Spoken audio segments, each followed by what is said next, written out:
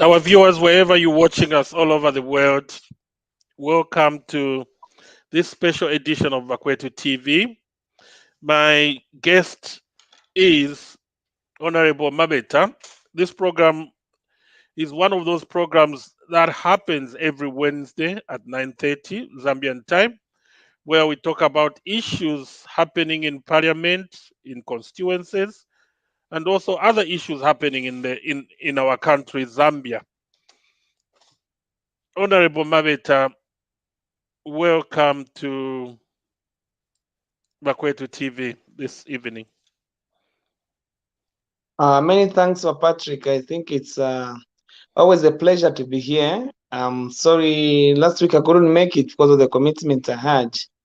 But obviously today we just had to make it and continue engaging with the viewers.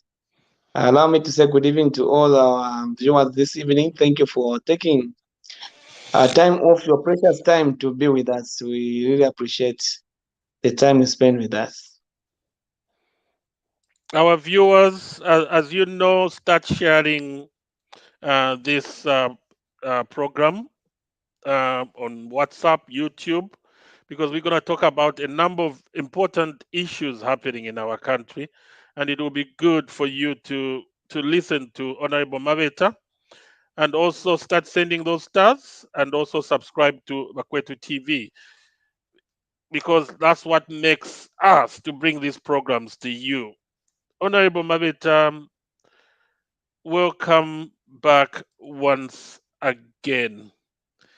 And let's go into the questions now, Honorable Mabeta. What is the drug situation in clinics in Kankoyo at the moment? Well, Patrick, has per request by the Minister of Health, who asked members of Parliament to take keen interest in the supply and delivery of medical supplies and utilities. I think it was imperative that I had to take a visit in one of the clinics we have in our constituents too. I mean, we visit too to engage and find out from the sisters in charge on the medical situations, because there's been reports that medicine has been procured, but complaints on the medication, I mean complaints of lack of drugs in our health centers has been ongoing. So we visited one of our clinics in Chiboya, where the in charge indicated to say since Saturday last week they received the essential drugs for malaria, Panadol plus the RTD. It's RTDs, those rapid tests for malaria and sugar. So for now, they're ordering weekly. So even yesterday, she was asked to order some more. But from the explanation I got, it was like they have been depending so much on the grants the hospital would buy from the grants the government sends.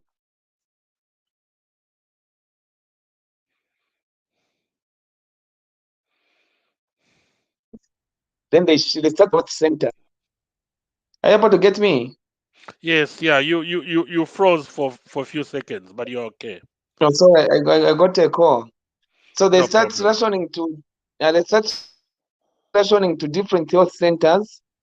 But now ZAMSA, I think they have received the stock, the bulk stock the government has bought. So they've been asked to increase the quantities to order medication requirement for a month instead of the weekly medication they have been relying on based on the grant. So we are slowly moving into a situation where the clinics could only stock medication for a week, hence increase the risk of running out to a monthly stock, which is just an improvement from the previous weekly stocking. So there's a bit of improvement in the level of medications in the clinics. So is that the situation throughout the country now? And if I may ask, does that consignment coming from the government includes all essential medication that the hospital or clinic requires? Most of the essential medicine, obviously, the painkillers, antibiotics, and malaria, because the malaria remains a number one killer and the number one disease we have in our country. So if you have got him, we have got a painkiller, we have got antibiotic, Septrin. Septrin is now available.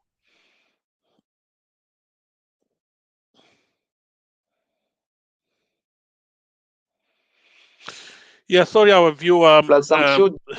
Yeah, it looks like you're cutting off because of Yeah, internet. Continue, please. yeah, there's someone who keeps on calling me. Oh my God. Yeah, yeah. So once you have malaria drugs, at least you've taken care, and antibiotic, you've taken care of the basic essential drugs in Zambia, because malaria test, anything to do with malaria, if you don't have the medication, then there's no medicine in the hospitals. So there's that improvement. Yeah, so this is just a clinic, obviously, which provides basic health care. For other complicated, over complex, the hospital have to stock the drugs, because a clinic can maybe not stock the vaccine, the clinic cannot stock other strong antibiotics.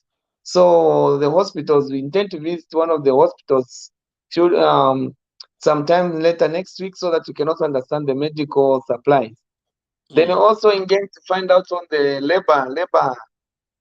the labor head count, how much labor they have. I think it was a bit disappointing to find that most of the health centers, they don't have an organogram, to a structure for us to compare between what is expected in the clinic, what is available, and the gap. They told us they don't have a structure.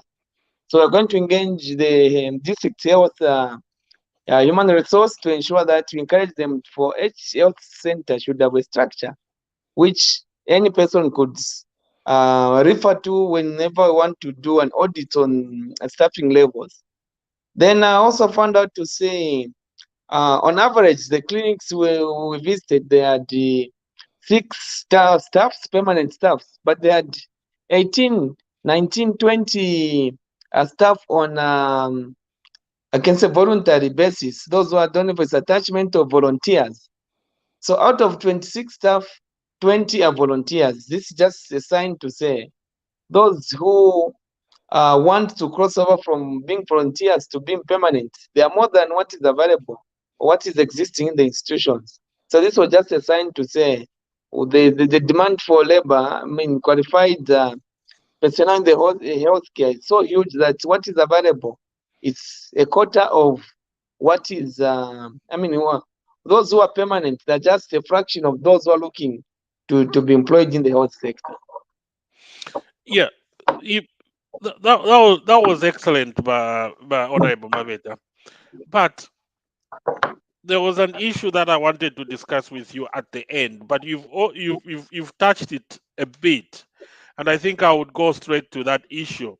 Mabeta, not long ago, our government advertised 11,276 healthcare jobs throughout Zambia. This has never happened in the history of our country. But to our surprise, Mabeta, like what you were saying, 109,000 people, applicants for those 11,000 jobs, which is about 10%, 90%, just 10% of those jobs equates to 10% of the 109,000. So what are we gonna do about Mabeta? Because all those people you've got in those clinics, I don't think they will get the jobs. Yeah, basically, Chilufya, it's 1 in 11. For 11 people, only one who Yes, get it's the job. about 11%. It's more than 11%. yeah, 10, it's more than even 11%. 10. It's more than even 10. 1 in 11 people have will get a job. 1 in 11 people get a job. So we are leaving 10 people out per available opportunity. You can see the demand for labor, Chilufya. But this is also a sign to say there's a confidence from our people that have confidence to say if they can try, then maybe they can get an opportunity. Than it was in the past where people just gave up. They didn't just get that motivation to look for that opportunity which was available. So this is just a sign to say our people have got confidence in the things we are doing, and they believe to say if maybe they tried or they put in effort, they may get the result. But unfortunately, that's just a sign to say we have a huge gap between what is available and what is needed. So 1 in 11, that is so huge, so difficult even to understand how we are going to resolve that. That problem. But from the sentiments of the minister, there was a plan to say 2022, 2023, 2024, the government intends to have cleared off the backlog.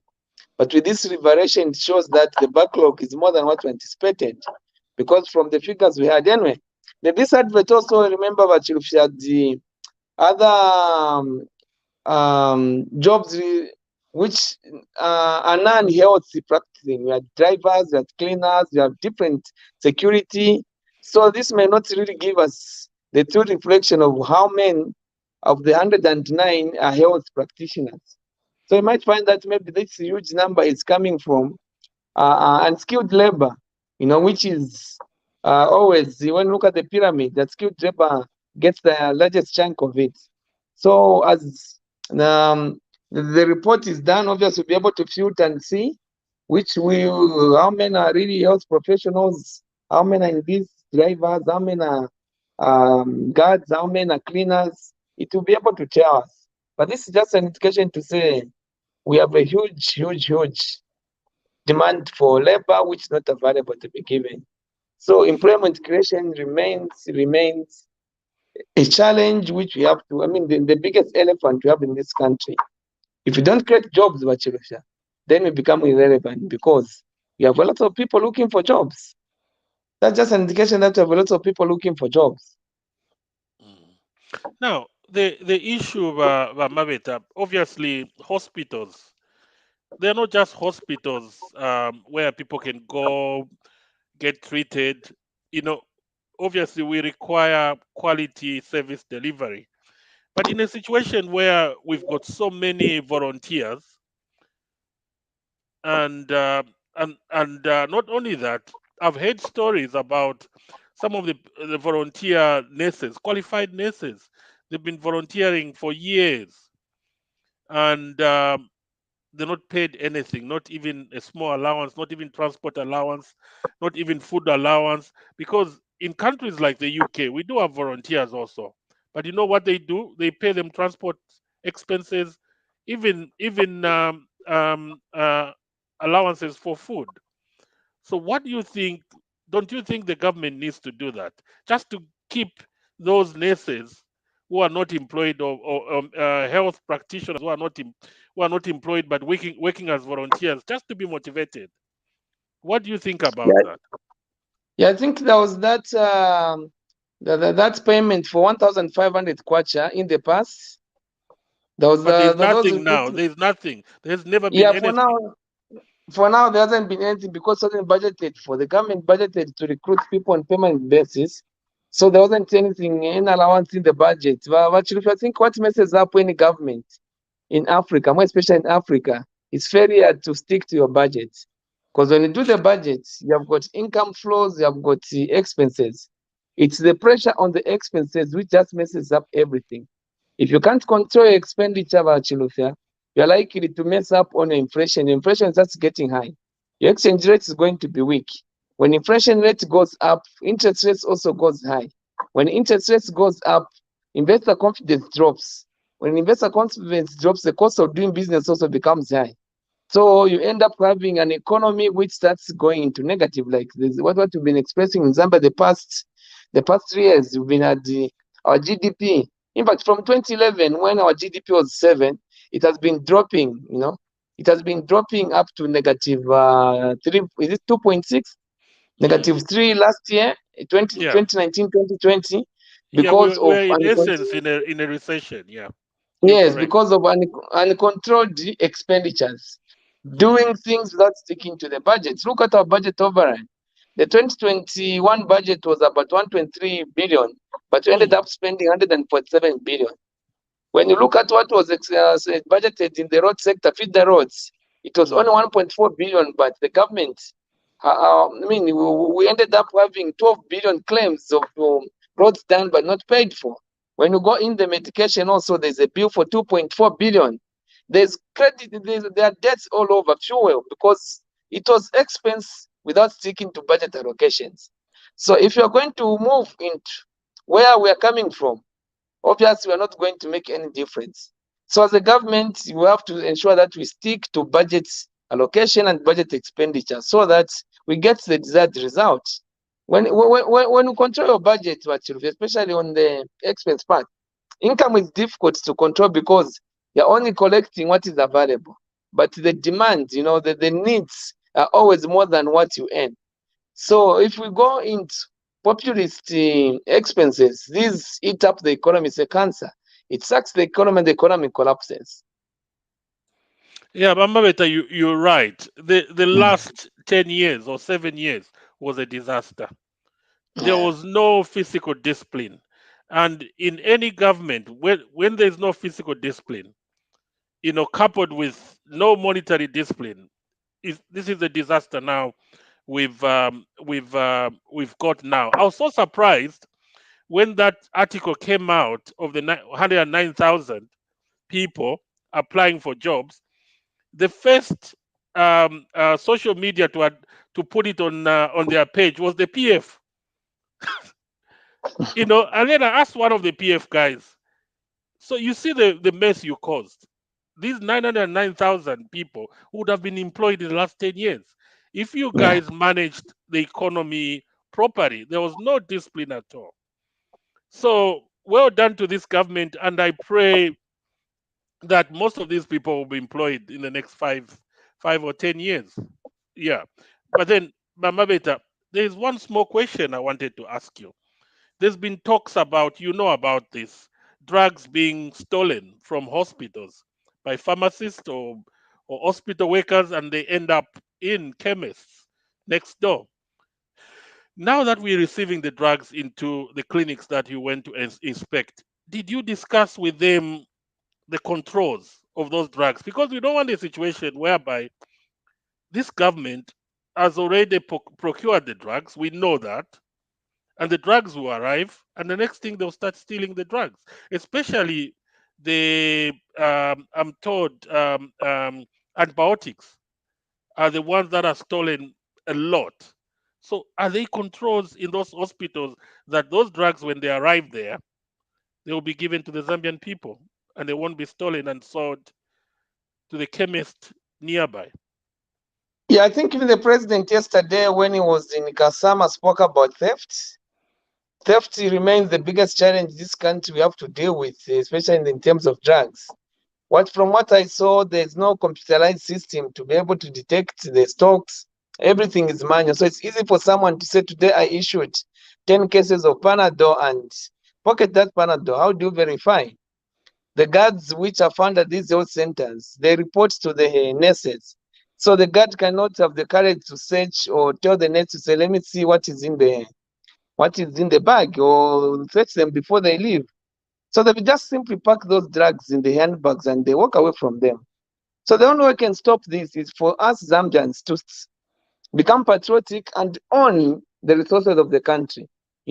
If I go into a chemist, and maybe even the government should make it illegal because these drugs, they don't just end up in chemists. They even end in Mutuntemba, touching the back door to Ntemba. You find there's Mm, Panadol, there's there's that's antibiotic red and black, mm. amoxil.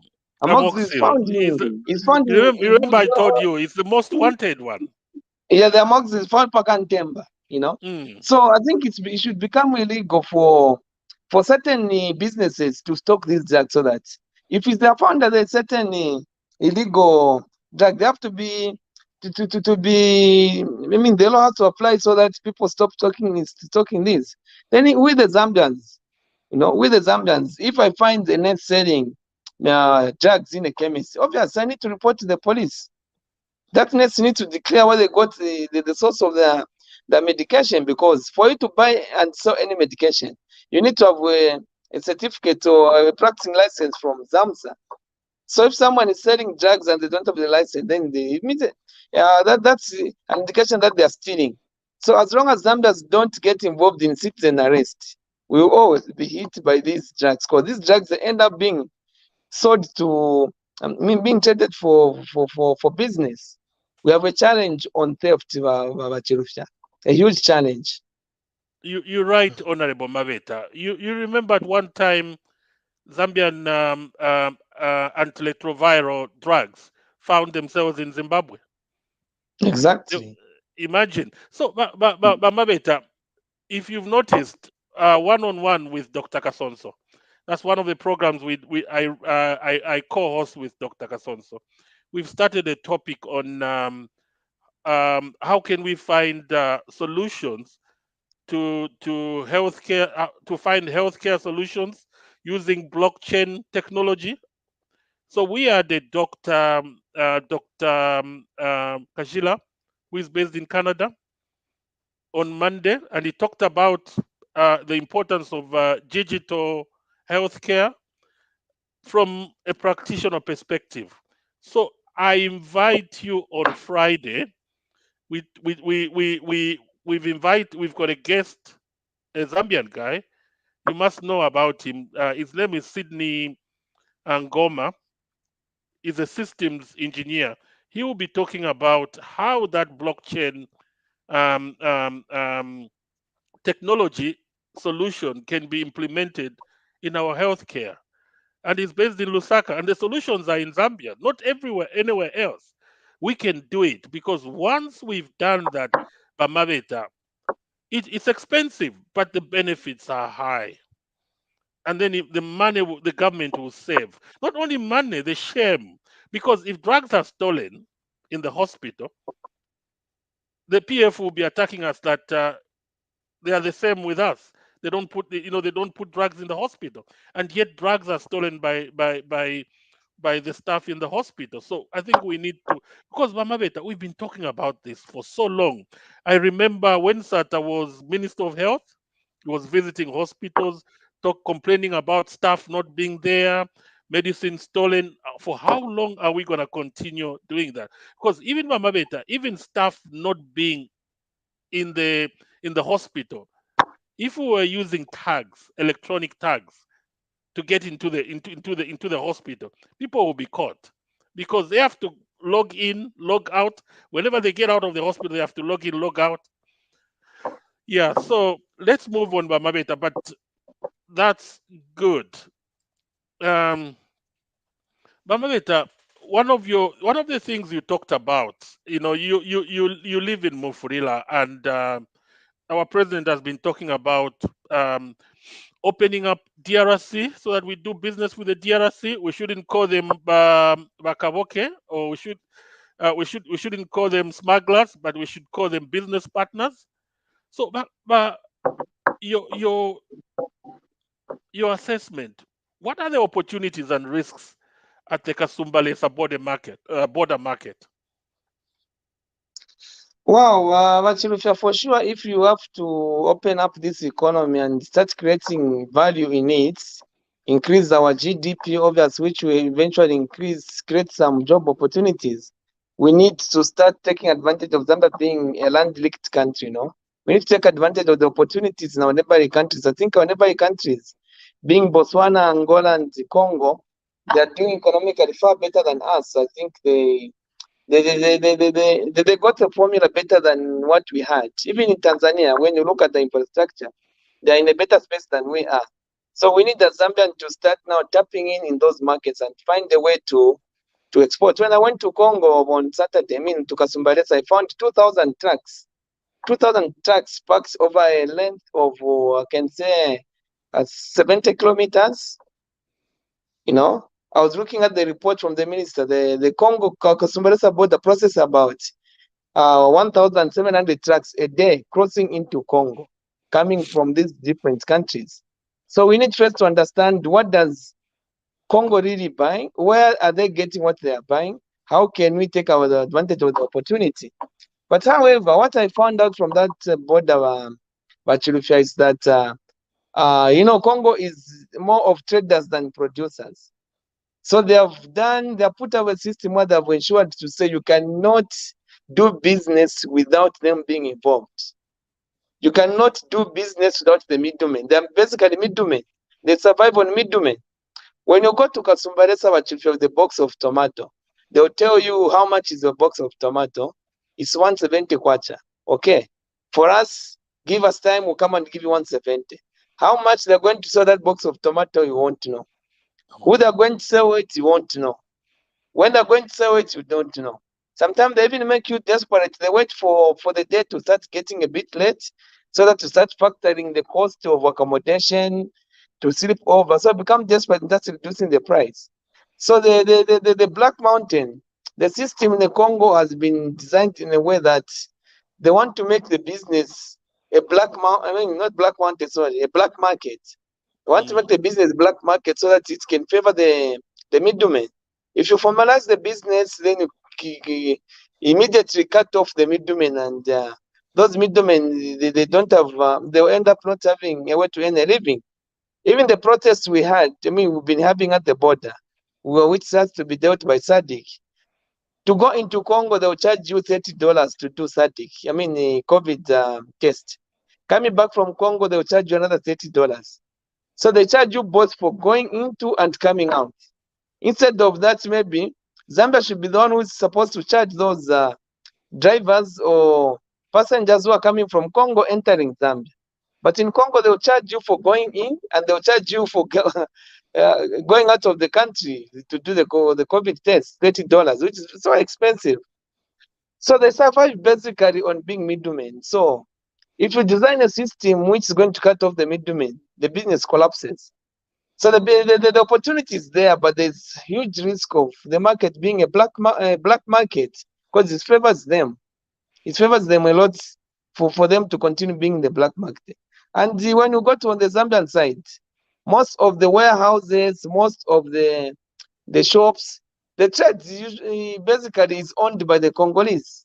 The Congolese are the one who are doing business in Zambia. So they start tapping into the business right here in Zambia.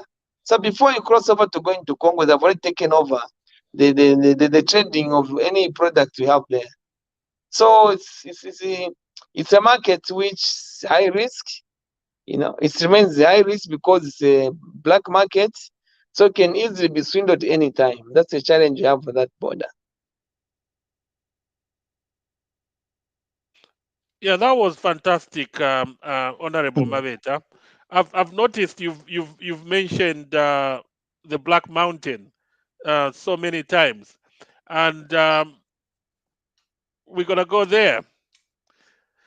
Mabeta, one of our programs, we talked about the Black Mountain. You mentioned that, which was a good thing, that the government, our president, has given the Black Mountain to 10 districts in Kopala, including Mufurila, Mafken, your place, and your people in Kankoyo.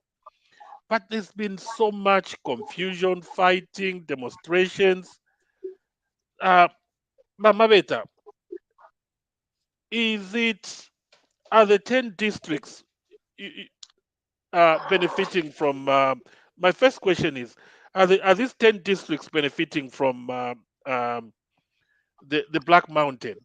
And then second, somebody suggested that why didn't the government sell this Black Mountain to Zambian experts, maybe a joint venture of Zambians and foreigners, and then they use that money to give to these 10 cooperatives in those 10 districts. Maybe that, it would have been better than the way things are. What are your thoughts? Wow. Okay. When you look at what used to happen in the past, because we want to learn so that we see how we're moving and maybe for future reference, how we can do things different. What used to happen in the past, MMDPF era, the government was announced of giving Black Mountain. Then that Black Mountain becomes a battlefield for who's strong. The strongest to obviously get the business. What they'll do is they'll find a buyer, the buyer loads, the way the material they're paid, that money goes. No one knows where that money goes, you know. So eventually we started seeing this money coming out, coming back to flashing it out, burning it, throwing it around. You have too much money which you haven't planned for, so it becomes obvious something you're wasting. So the European government wanted to do something different. How do they do it different now? It's to ensure that all the 10 districts, for the first time at Chilufya, benefit from the Black Mountain, which is domiciled in Kitwe. How? Each district was given a day when to load the trucks. Like Mufrila, Mpongwe, and Rufanyama, they have been put together because they are smaller towns than these other districts to be loading on Saturday. So when they load, and agreed the average quantity was done, which is the 31 tons, I'm going to say 3 tons, anyway, that's the maximum ton you can get from one load. They did the costing, which was arrived at $6 per ton. So immediately one truck is loaded, you're able to determine how much revenue you've gained. Obviously, this $6 is less the tax, because the government is also collecting tax on the sale of this Black Mountain than in the past, where the government couldn't even trace how much has been made because it was free for all. So this $6 times the 3 times the agriculture equivalent obviously gives you the value. Immediately truck is loaded. So these trucks, they are loaded. Someone from Florida every day. I mean, on Saturday they go to keep a record of the number of loads done in a day. Then there's the reconciliation. After the reconciliation, the money is paid to Mufrida. Now, this money is not paid to individuals in Mufrida. There's a district account which is being overseen by the DC, who are in charge of securing the funds. When these funds come, Bachirufya, you have to apply for a loan, a zero interest loan, to invest in a business and pay back. Why? Because this money coming from the Black Mountain is now a seed which we need to plant. Every time we're moving off the Black Mountain is depleting. One day we wake up with no Black Mountain. What are we going to remain with if we consume everything we're getting from there? So this money is being treated as a seed which you have to apply, you invest, and pay back without charging you any interest. So it's a model which is expanded the beneficiary and making a bit more to think if you want to use the money. So everybody thought that after the PF, all we are going to do is to switch the beneficiaries. So for them, the Black Mountain was an opportunity to make money quicker and start spending it. So going through this process of waiting for the payment, the money being available, apply for, get a business plan, invest in a business, then you get the fruits. That's when you can get the benefit of the Black Mountain. That's brought a lot of discontentment. But I think it's a better plan. There's no better plan than this in the way we can handle the benefits coming from the Black Mountain. So those who say we saw the Black Mountain, how are we going to value the tons? Are we just going to do estimates? I think the best way is to go on this formula, because obviously give us the highest tonnage you can get from one lot, and gives us the benefits on knowing the value per ton of what the material moving. This is a better model. But if there be anything better than this, obviously through experience we're going to come up with better models than what we are currently experiencing. Yeah, now, but Honorable Mabeta, you said people in Kankoyo, Mufrira, they have to apply they have to get loans from the funds if they started distributing these loans. Oh wow! Even the man, I think for the month of April, I mean for the month of March, I'm only advised to say they are likely to be paid this week because there's some reconciliation which was being done. So the money is not yet available. But Mm, however, we shouldn't wait for the money to be available to start doing a business plan. mm, We shouldn't tie our plans to the money being available. It's a time to work on the plan. Do the mm. plan, put it in place so that immediately the money becomes available. Apply for those plan. I mean, for those the funds which are going to be available. We are getting from the reports I've seen. You are going to, at the end of 2 3 years, you are going to have enough money to do any business within our Mm, district because the money coming from there is good money. mm. Yeah. Mama Beta, thank you so much. I think we're moving fast and according to time. But Mama Beta, there's a big elephant in the room today. I think the whole Zambia knows about this. Our DPP, our Director of Public Prosecution. Just a preamble, Mama Beta. You remember during Mwanawasa, we had a DPP by the name of Mr. Nchito. You remember? Yes, Mutembo Nchito, yes. Yes, Mutembo Nchito was similar to our DPP here now. Our DPP now have named Madam Nore Prosecure. I've never seen a DPP who has given Norris than any DPP in history of our country. But Mutembo Nchito was also controversial. If you remember, Mabeta, he gave a Nore to himself. You remember? Yes. And the finance, no, no. Yeah, finance bank. Finance Bank, Yes, because he had interest. He was a yes. lawyer for Finance Bank, and Yeah. I could see that that was the end of Unchito, and Uh-huh. that's how Unchito went.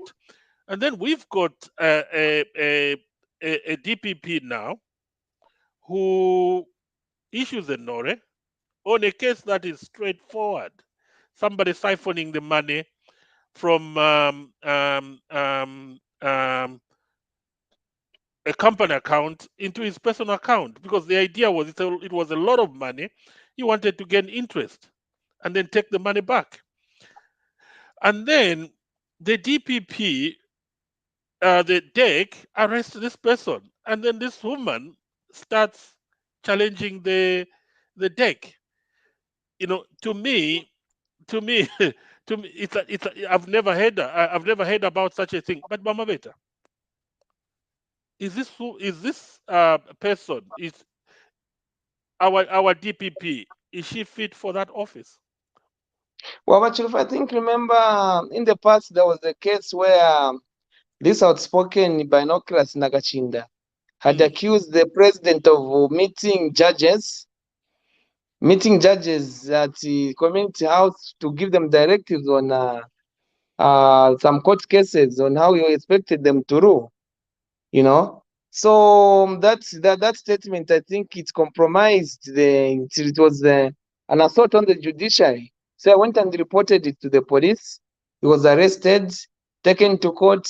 That was in November. To date, that case hasn't taken it hasn't been taken to court. Even before it is heard, even before getting my side of the story, I only recorded a statement with the police. I haven't been called to go and testify in court, but that case hasn't taken place. That was in November, but to date, that case is what under the bridge. The binoculars, Nakachinda accused the president meeting the judges, said he saw them in his binoculars having a meeting. So, meaning was very sure that the president was influencing the decisions and whatever was happening at court. So, I wanted him to go and explain where he saw the president meeting the judges. That case is what under the bridge. It had disappeared. So there are a lot of cases which are not even taken into court because the DPP has sat on them. There are so many cases, Chilufya. So now what happened? Mwashatubushikusheme chimbana chiro chai. Milungalungu transferred 600 million kwacha into a Zanako account in the morning. In the afternoon, that money is put in a fixed deposit account. 3 months it earns interest of 17.5 million kwacha. He gets the 600 million, pays back to KCM. The 17.5 million withdraws it cash. First 5 million, second day 5 million. The 7.5 was withdrawn in 3 days. The money which was meant for a company is used to open a fixed deposit, earn interest, and to get the interest. This was a pure case. What does she do? She enters another procedure, okay?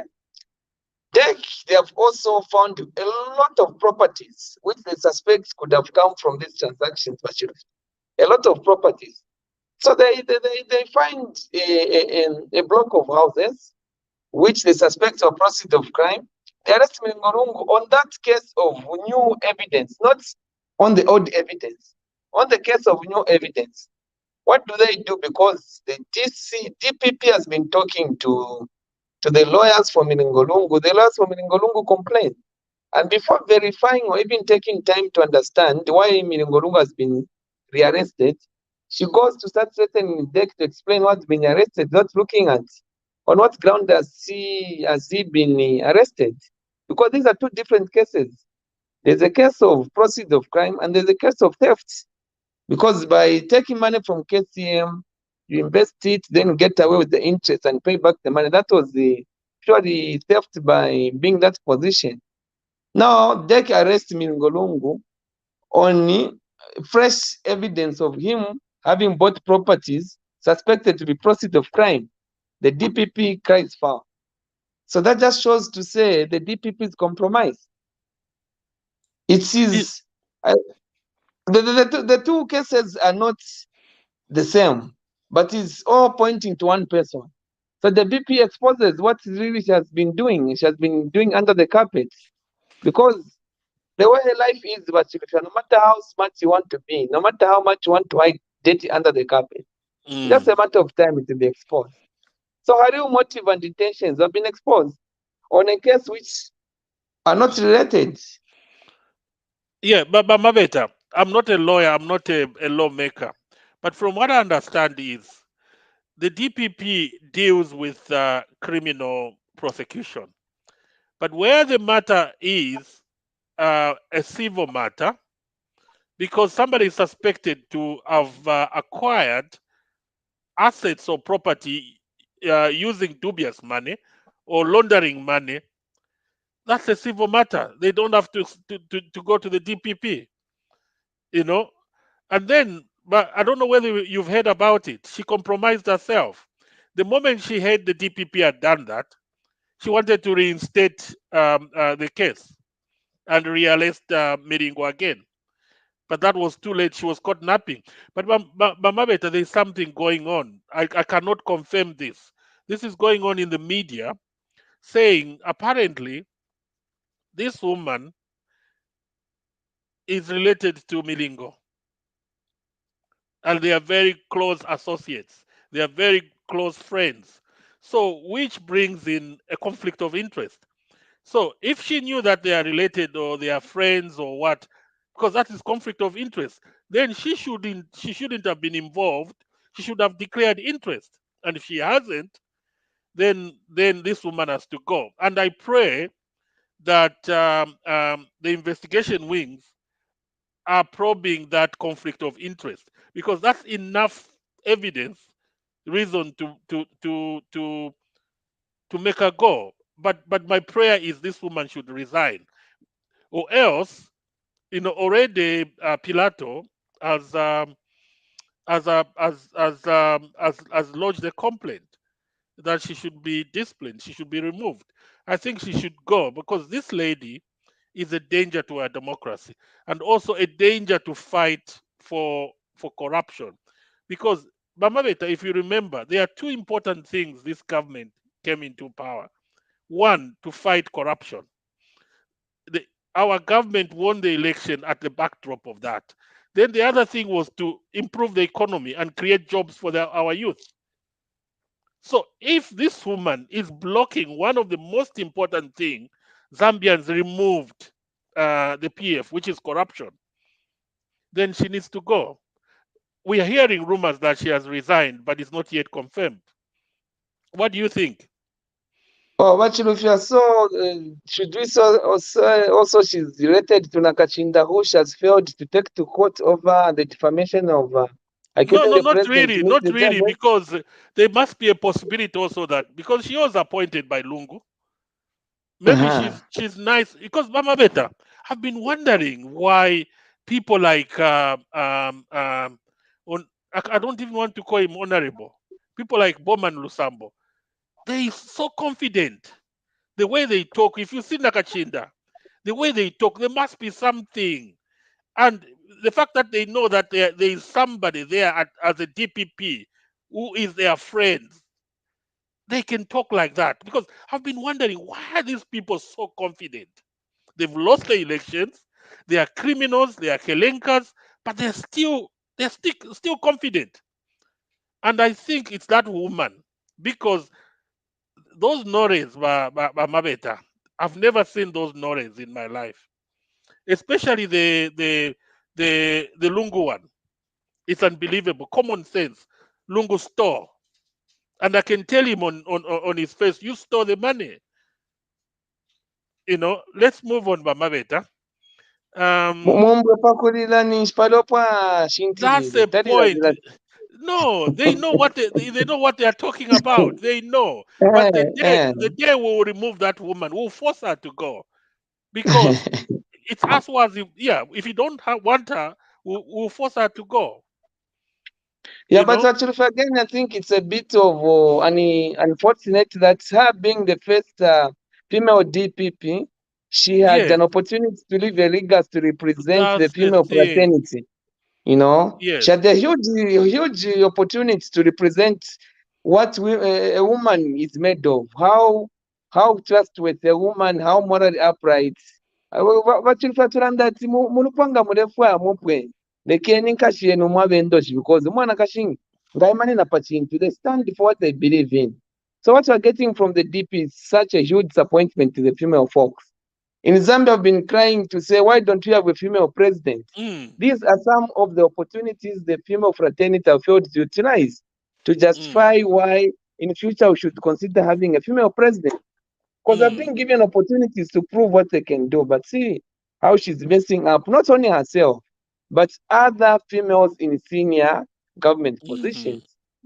It's a huge. It may look like it's just about her, but she doesn't know how much she's affecting other mm, females on how the public is going to perceive the female folks in leadership. It's very unfortunate. It's very unfortunate. As you are saying, the moral thing to do maybe is just to rescue herself from the stress she's going through because she's under stress now. She's found herself entangled. But it's a huge disappointment to the female fraternity. We expected her to be different and give the reason why we should support female to continue having female in such senior positions. And then Mamabeta, the other thing is she's not transparent. She issues a no prosecute.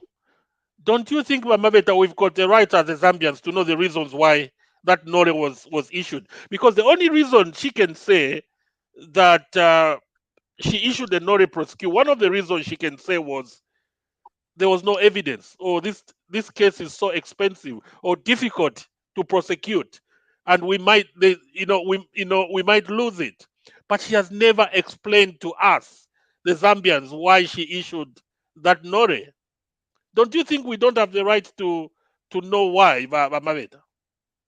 Definitely, you are the employers. You are the one who employ those who appoint these the public officers, and the public needs to know the decision we make. So you need to know. You have the right to know. The reason you have employed us is to carry out certain functions. So when things are done in a manner which you don't expect to be done, we owe you an explanation. Unless it's something to do with the national security. But even in that case, I'm sure there could be a better way to communicate. So there's no secret about that office. She has to report to the employer. The employer, we are in this government because you employed us. The Zambians are our employer, and you have to give them a report when you do things it's not as expected. There's no two ways about it, actually. And Maveta, before we just we've got one question to go, one topic to talk about. So we are on time, and we've got one Bakwetu family member in the background. We'll bring him for a question, 5 minutes or so. So we are on time. Mama Beta, the other thing I wanted to ask you, you're a lawmaker.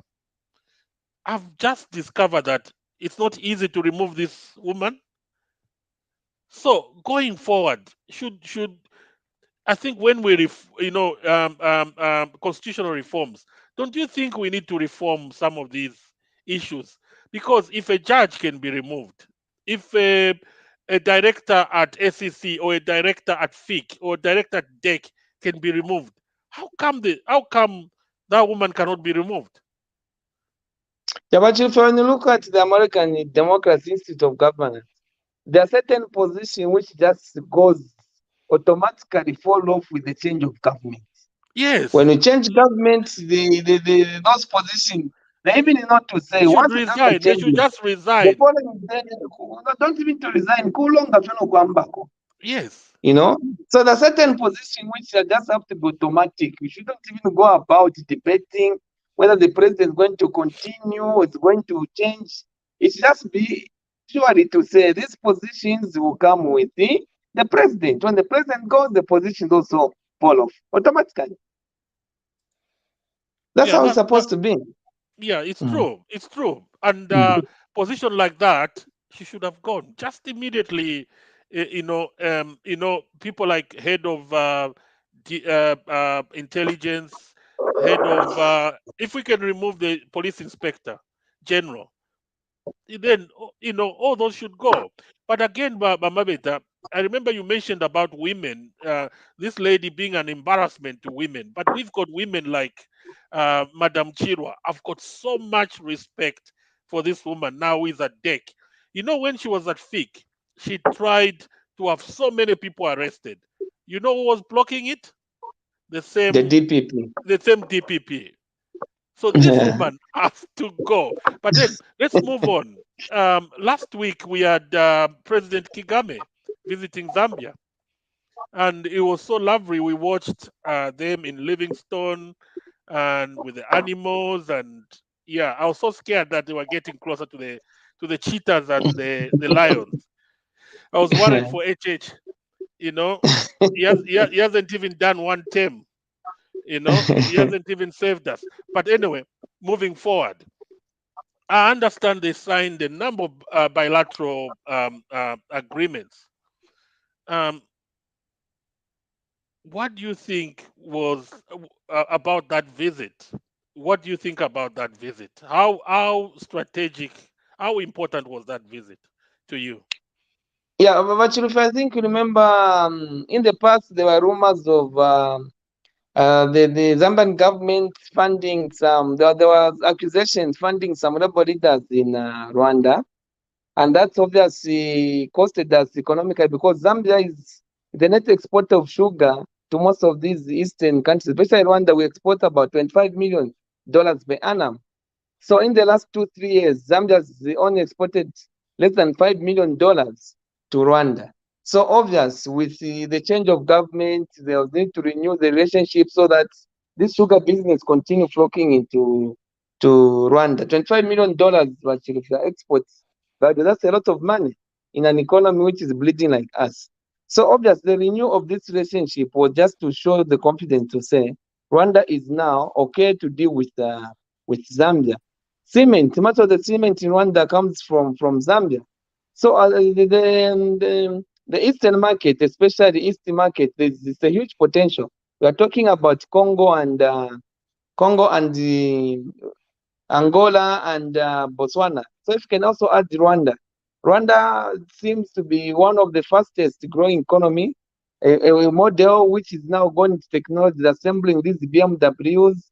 When you see the Arsenal jersey, there's Visit Rwanda on it. So if you see Paul Kagame visiting our tourist potential, obviously creating that link for those visitors, tourists will be coming to Rwanda because Rwanda's advertised. They have done more adverts on tourism than Zambia. They can easily fly into Livingstone, see what we have coming to Zambia. So obviously benefits us in terms of tourism. We're dealing with a small country which is more organized than we are. So obvious, the renewal of the relationship comes a lot with a lot of benefits towards the Zambian, which was damaged by the previous regime. And Maveta, that Rwanda is one of the few African countries, including Kenya, that have digitized the healthcare system. They even use Okay. drones to deliver medication to the rural areas. Why can't we learn from them? Yeah, there's so much we can, and even the quality of the roads in Rwanda, but if you can't compare Mm. them to what we have in Zambia, the cleanliness of the capital city, is Kigali, is the cleanest town in Africa. We can learn a lot from them, how they have managed also to heal the country after that genocide. Politically, Zambia went through a political genocide. I'm sure the hate speech we went through has left a lot of wounds and a lot of emotional damage on the citizens. So we need to learn from them how they managed to move on from that physical genocide, which was politically or emotional. I call it emotional genocide because emotionally we are butchered. We are really hit by the hate speech which we got from. Although I'm still seeing a pockets of hate speech from people like Boma and Lusambo, but it's has reduced at the moment. So we have a lot to learn from Rwanda than they are going to learn from us. Yeah, I think so. I believe so. Mm. I believe that visit was so strategic. But I also pray that our president will reciprocate, because we can learn a lot from Rwanda. So towards the end of our program, Mabeta, thank you so much for coming again. My last question, I'm going to ask you the last question, and then you can also, after answering the question, you can also make your closing remarks and we can close. I can see there's nobody in the background. While you're answering the last question, I'll try to browse through the questions. If there's any question in the in from the viewers, and then we close the program. But the same president Kigame, who visited Zambia last week, on his return back home, Honorable Mabeta, made a huge announcement that is going to introduce subsidies on fuel to cushion the cost of goods and food and everything in the country, the cost of living in the country, because he doesn't want the global effects of the price of fuel to affect his people. Do you think Zambia should follow suit? Over to you, Honorable Mabeta. Wow, actually, if you are comparing a country which was buying 25 million worth of sugar from Zambia with a country which lost that business. So Rwanda, they're in a better economy. I mean, they're better position to subsidize fuel because they have the money.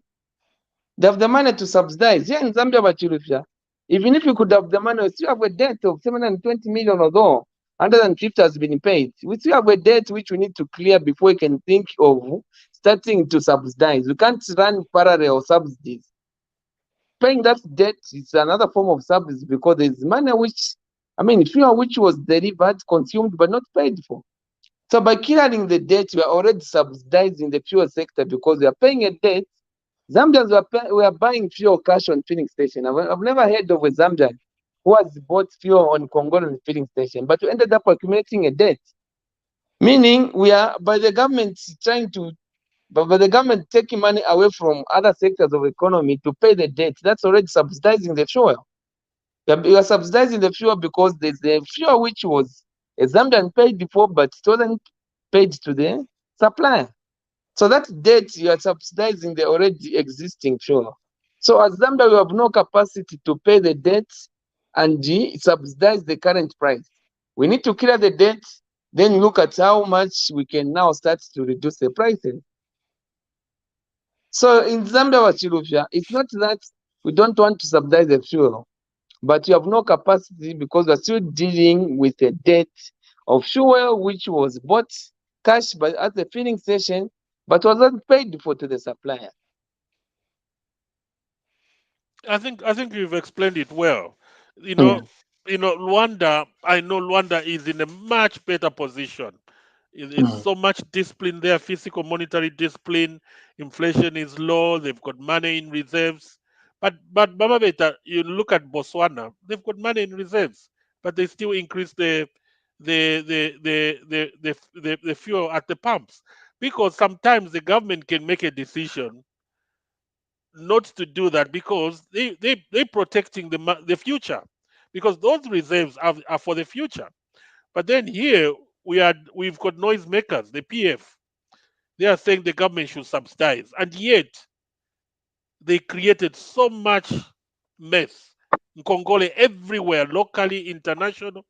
So I don't know why they're making so much noise. The UK, you know that we've had the highest inflation in history now because of the fuel prices. So if the UK can be affected, what about Zambia? And Honorable Mabeta, any closing remarks before we close? Well, I think I just want to appeal to the Zambians to say the strength of the leader is judged by the ability to stick to the game plan. UPND, we have a 2022 budget, which we are running. We are sticking to the game plan. We are only spending what we are generating. Even paying Congole, only paying Congole based on the capacity to pay them. We're not going to borrow to pay off the Congole. Even the IMF, when people are trying to say the IMF is coming to pay off Zambia's debt, no. The IMF is only giving us a grant of 1.4 billion, while we owe the international, both the domestic and the external lenders, a total of 31 billion as at 31st March. I think that's a report I saw.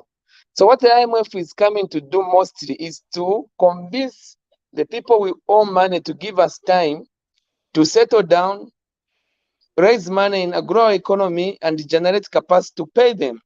IMF is not coming to pay off our debt. They're just bringing the confidence to assure our creditors to say, no, Zambia is now managed well. They're going to grow the economy, and they'll be able to start paying in that such a given period. So when you look at the Q1 report, the Q1 report in terms of revenue generated, money spent, you can see that the government generated a total of 26 billion in 3 months against a target of 19 billion. So we've generated more, and our expenses were just below 19 billion. So we're slowly being in a position where we're spending less than what we are earning. This has also now given the stability in the kwacha. When you look at the kwacha, the way it's been trending between January and March, it's been between 17 and 18. This is the stability we didn't have for a long time. For any currency to improve, we need to be stable first. If we can stabilize the kwacha, start gaining as we go into June, July, when our debt is restructured, you have more money, we start spending less on the paying interest on the debt. You're going to see that our currency is going to appreciate. Once the kwacha appreciates, the cost of living automatically drops, because in Zambia we import almost everything.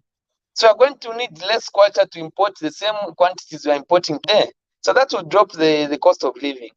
As long as we don't sort out the exchange rate and the inflation rate, you cannot reduce the cost of living. What will reduce the cost of living is spending less on our imports, because we import most of the things.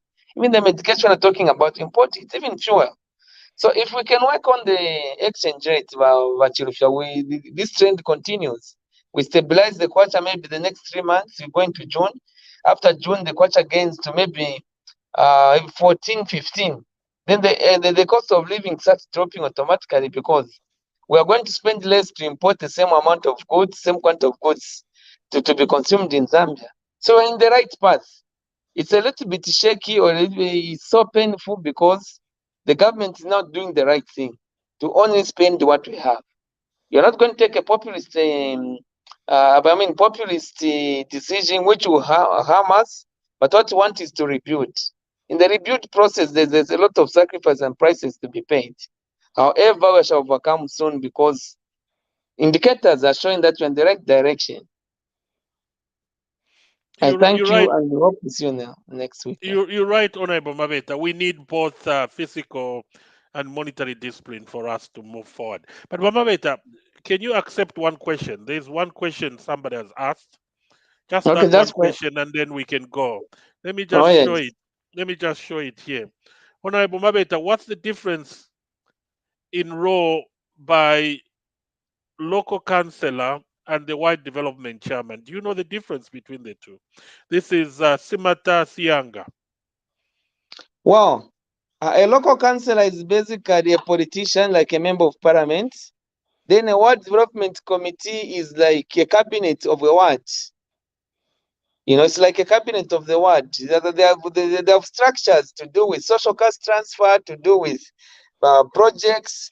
It's a structure at a ward level, which is that in charge of running the ward.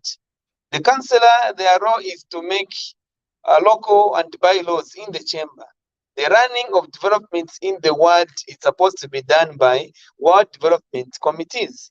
So even project proposals, these bursary, the skills development, they're being managed by these ward development committees, which are non-partisan.